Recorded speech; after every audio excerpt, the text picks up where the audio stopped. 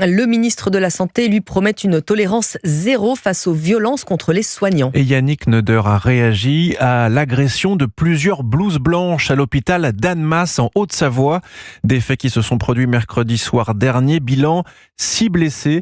La garde à vue des mises en cause, 2 frères, a été prolongée hier.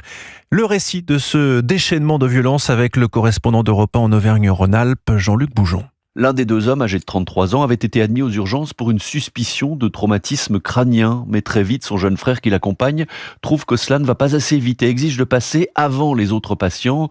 Refus de l'infirmière. C'est à ce moment-là que tout dégénère, explique Marie Chabin, directrice déléguée de l'hôpital. Ces 2 messieurs se sont mis à frapper l'équipe, des coups de pied, des coups de poing, des coups de coude, à les jeter au sol, à les plaquer au mur. Dans l'équipe, nous, il y a 7 personnes qui ont été blessées physiquement avec des fractures, des contusions, des bleus. Et 14 personnes en tout étaient présentes et les 14 sont très atteintes psychologiquement de ce déchaînement de violence sans aucune raison connue. Alertée, la police arrive très vite sur les lieux, mais les 2 hommes ont déjà pris la fuite en voiture.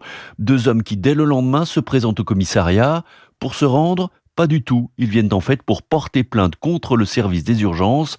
La directrice n'en revient pas. C'est le monde à l'envers, mais au moins ça a permis de les arrêter très vite, ce qui est une très bonne chose. Ça vient quand même mettre en péril les valeurs de soins. Les gens sont là au quotidien, tous les jours, toutes les heures, pour soigner tous ceux qui en ont besoin et c'est inacceptable qu'ils se retrouvent confrontés à ce type de violence. 2 frères de nationalité française qui sont actuellement en garde à vue et qui jusque-là n'étaient pas connus des services de police. Jean-Luc Boujon.